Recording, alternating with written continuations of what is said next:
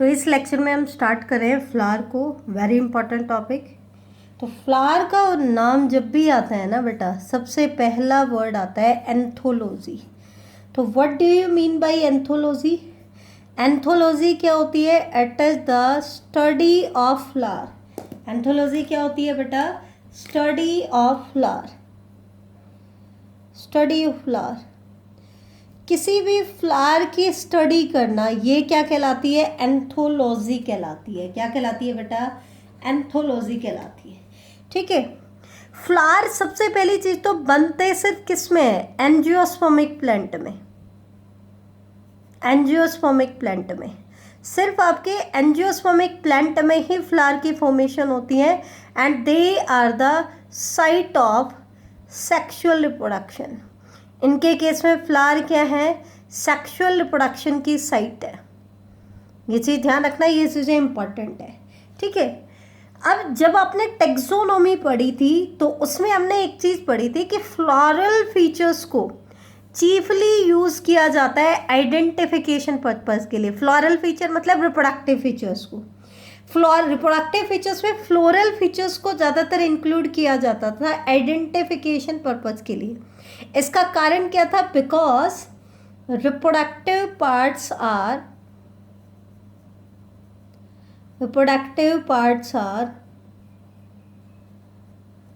More stable and conservative than vegetative part. कि vegetative part के comparison में जो रिप्रोडक्टिव पार्ट होते हैं they are more stable and conservative. इसलिए टेक्सोनॉमी में मतलब आइडेंटिफिकेशन पर्पस के लिए जर्नली किन फीचर्स को यूज़ किया जाता है? फ्लोरल फीचर्स को यूज़ किया जाता है। अब नेक्स्ट टॉपिक आता है कि what do you mean by flower? Flower है क्या? तो एक्चुअल में फ्लावर बनता कैसे है? It is the condensed shoot. ये क्या होती है? It is the condensed shoot.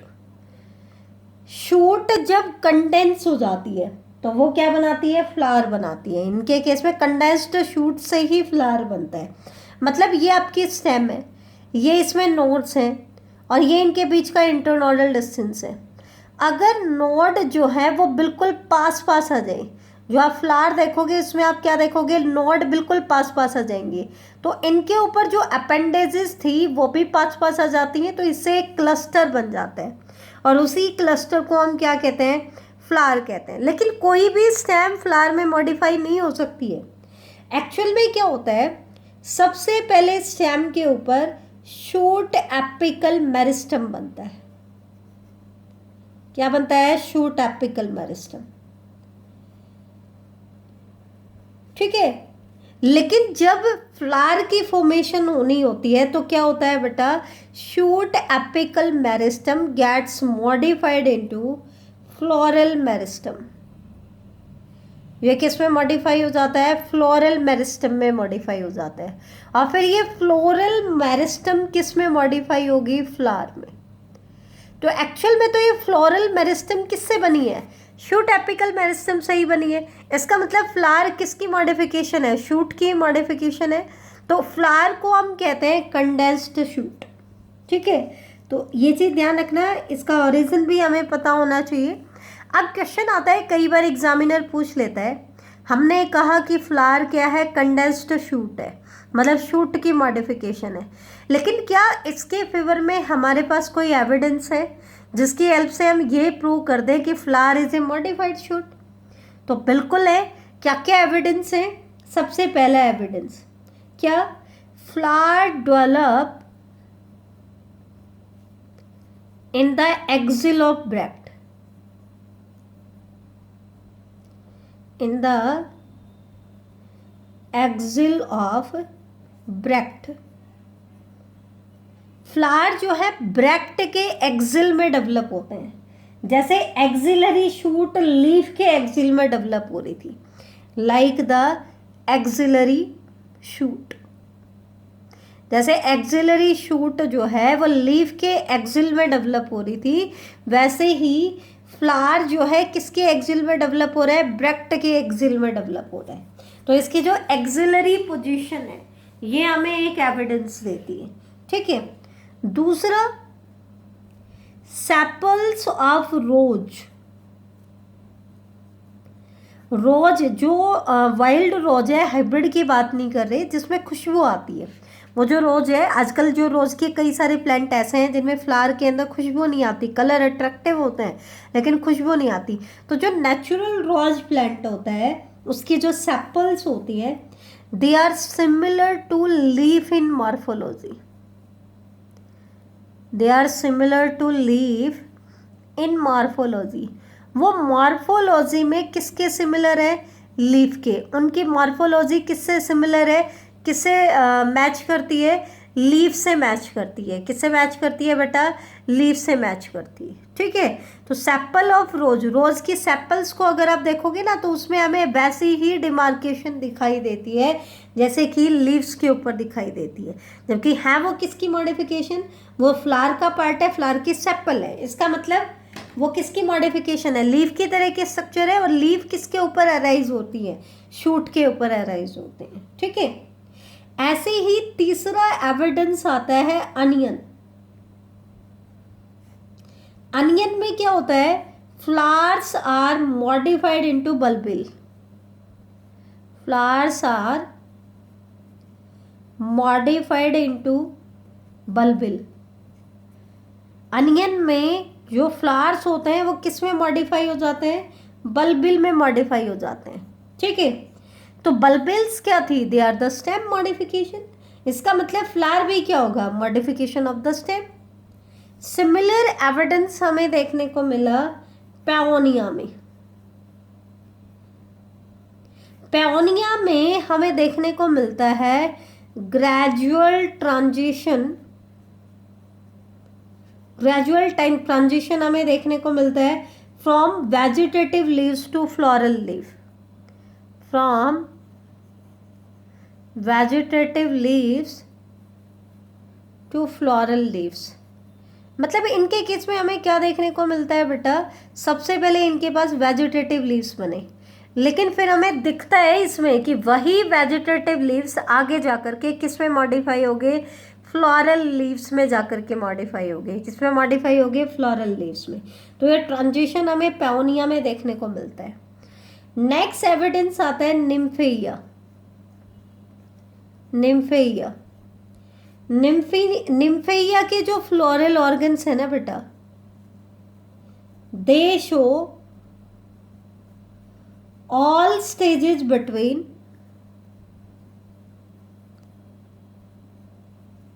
a sepal and petal,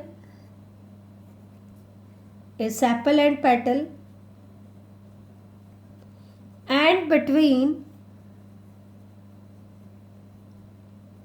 a petal and stamen। वो हमें सारी की सारी स्टेजेस दिखाते हैं, किस किस के बीच में, सेपल और पेटल के बीच में, फिर पेटल और स्टेमन के बीच में।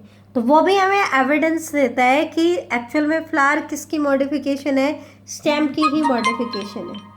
और लास्ट इसके फेवर में एग्जाम्पल आता है पैसिफ्लोरा का। पैसिफ्लोरा में क्या होता है, इसके वेरियस ऑर्गन्स के बीच में इंटरनोड डेवलप हो जाता है। वैसे तो फ्लावर किससे बनता है, कंडेंसेशन से बनता है, मतलब इंटरनोड रिड्यूस हो जाता है, लेकिन इसके केस में क्या है, इंटरनोड इलोंगेट कर जाता है इसके वेरियस फ्लोरल ऑर्गन के बीच में। अब इंटरनोड तो किसका कैरेक्टर होता है, शूट का।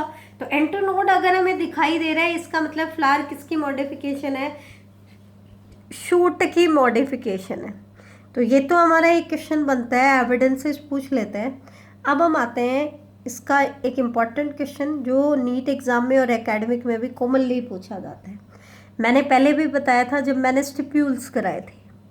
अब मैं कह रही हूँ फ्लावर कहाँ पे है, ब्रैक्ट। फ्लावर के बेस पे क्या राइज होता है, ब्रैक्ट। फ्लावर एक्चुअल में ब्रैक्ट के एक्सिल में डेवलप होता है, ठीक है। तो flower develop in the axil of small leaf like structure, एक छोटी सी लीफ लाइक स्ट्रक्चर के एक्सिल में डेवलप होता है, और उस लीफ लाइक स्ट्रक्चर को हम क्या कहते हैं, ब्रैक्ट कहते हैं। लेकिन बेटा ब्रैक्ट और स्टिप्यूल में क्या डिफरेंस होता है? ब्रैक्ट जो होती है दे आर 1 इन नंबर, जबकि स्टिप्यूल्स लीफ के बेस पे अराइज होते हैं और पेयर में अराइज होते हैं। ठीक है, जिन फ्लावर्स में ब्रैक्ट प्रेजेंट होता है उन फ्लावर्स को हम कहते हैं ब्रैक्टिएट। अब यहाँ पे मैं कुछ सिंबॉलिक रिप्रेजेंटेशन भी आपको बताऊंगी जो कि हम फ्लोरल फॉर्मूला और फ्लोरल डायग्राम में यूज करेंगे।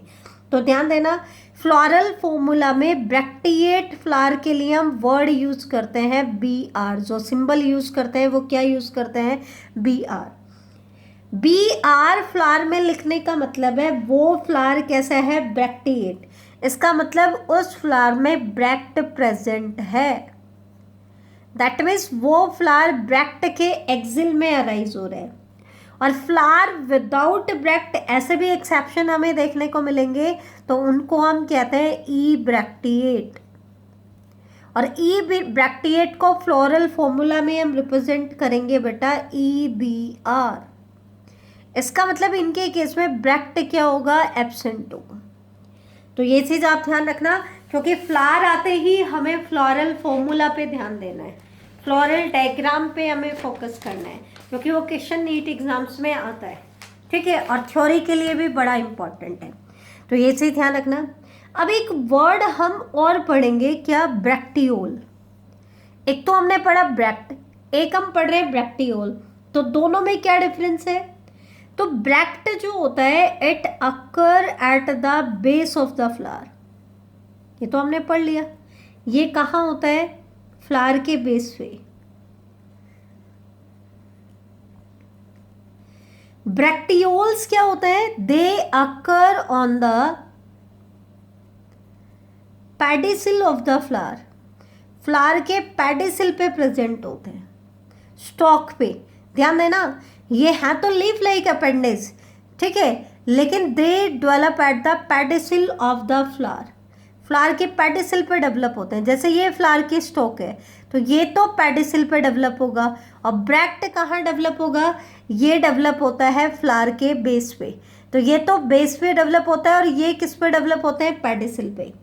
ब्रैक्ट 1 इन नंबर होता है, जबकि ब्रैक्टियोल जो होते हैं बेटा दे आर 2 इन नंबर। वो कितने नंबर में होते हैं, 2 नंबर में होते हैं। ठीक है, तो ये चीज़ आप ध्यान रखना। तो ये तो था बेसिक। अब हम मेन पार्ट की तरफ आते हैं, फ्लावर और फ्लावर के स्ट्रक्चर्स को हम डिफ्रेंशिएट करेंगे। तो आज का लास्ट टॉपिक है ये, ध्यान से देखना। कोई भी फ्लावर जो होता है ना बेटा, उसको हम बेसिकली 2 पार्ट में डिवाइड करेंगे। एक तो होता है फ्लावर स्टॉक, जिसके लिए हम वर्ड यूज करते हैं पेडिसिल। दैट मीन्स पेडिसिल क्या है, it is the stock of the flower, stock of the flower. Flower की जो स्टॉक होती है उसको हम क्या कहते हैं, पेडिसिल कहते हैं। और दूसरा जो पार्ट होता है, इसको छोड़कर बाकी जितने भी फ्लावर के अंदर पार्ट होते हैं उनको हम कहते हैं फ्लोरल ऑर्गन्स। ठीक है, अब जो फ्लावर की जो स्टॉक होती है ना बेटा, वो आपको ऐसे ही देखने को मिलेगी। ध्यान से देखें, इसका जो टिप पार्ट होता है वो स्वोलन होता है। कैसा होता है, टिप पार्ट कैसा होता है, स्वोलन। तो ये जो स्टॉक लाइक पार्ट है इसको तो हम कहते हैं पेडिसिल, और इसके टिप के ऊपर ये जो स्वोलन एक्सिस आपको दिखाई दे रहा है इसको हम कहते हैं thalamus,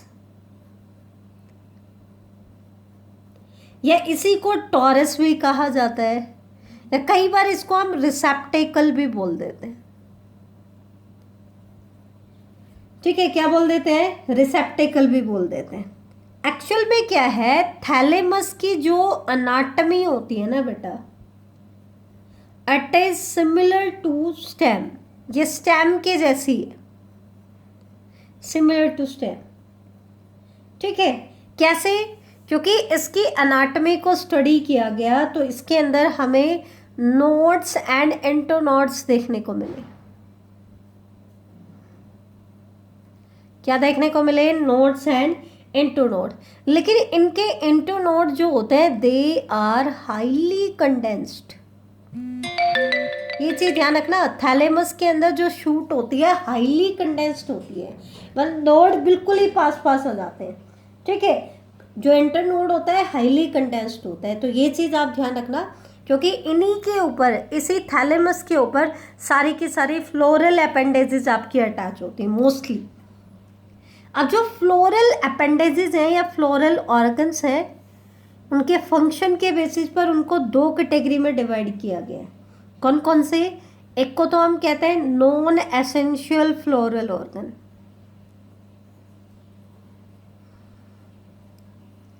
non essential floral organs, या फिर इन्हीं को हम एसेसरी फ्लोरल ऑर्गन्स भी कहते हैं, और दूसरे होते हैं एसेंशियल फ्लोरल ऑर्गन।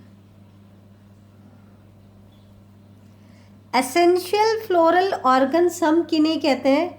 फ्लावर की वो appendages which are involved in sexual reproduction, जो सेक्सुअल रिप्रोडक्शन में हिस्सा लेंगी, उनको हम क्या कहते हैं?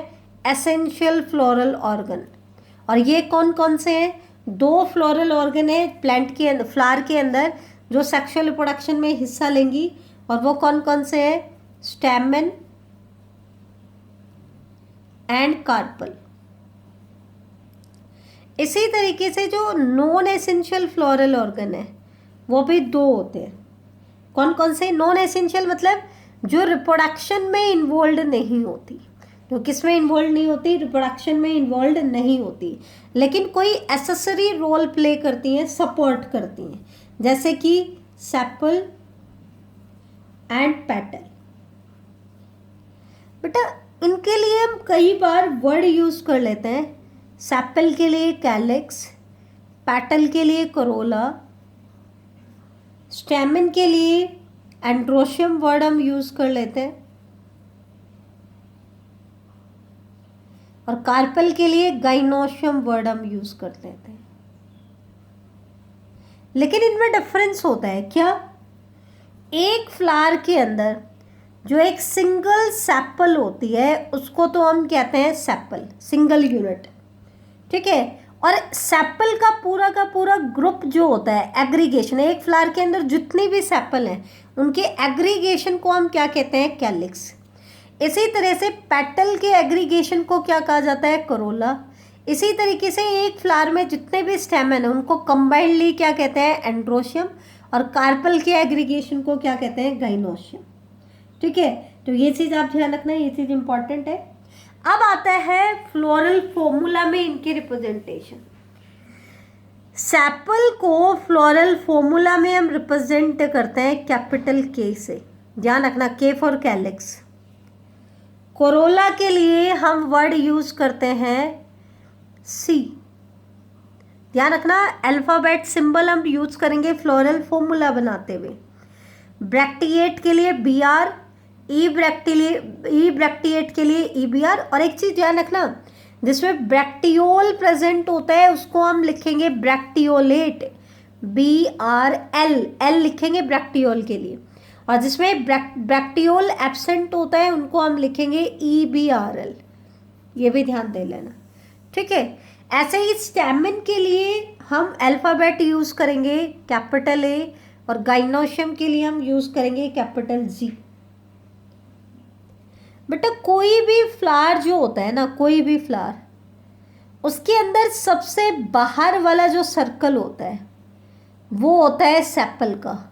सेपल कैसी होती है? ग्रीन कलर की होती है। सबसे आउटर मोस्ट होल बनाता है इसका, कैसे कलर की होती है? ग्रीन कलर की, ठीक है। इनका काम एक और होता है, फ्लावर जब बर्ड स्टेज में होता है तो आपने देखा होगा वो पूरा का पूरा सेपल से ही कवर्ड होता है। तो इसका फंक्शन क्या होता है? एक तो फ्लावर को बर्ड कंडीशन में प्रोटेक्ट करना, protect flower in bird condition, ये तो इसका मेन फंक्शन है।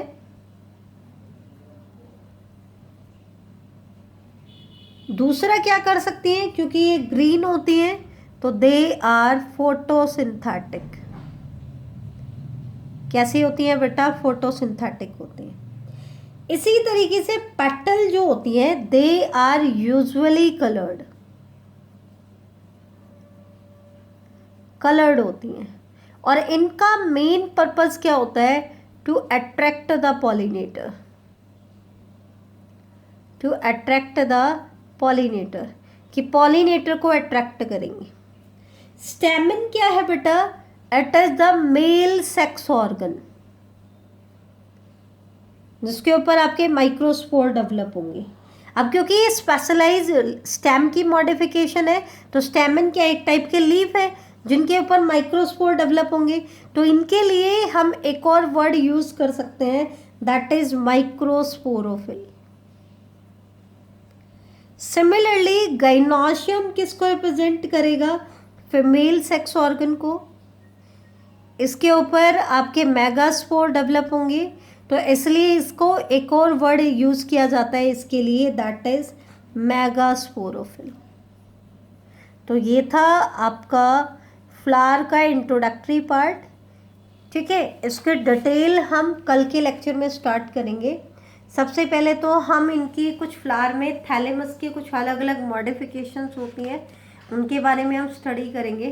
फिर ब्रैक्ट और ब्रैक्टियोल की मॉडिफिकेशन है उनके बारे में हम डिस्कस करेंगे और उसके बाद वेरियस टाइप्स ऑफ फ्लावर को हम स्टडी करेंगे। तो ये हम नेक्स्ट लेक्चर में डिस्कस करेंगे मंडे की क्लास में।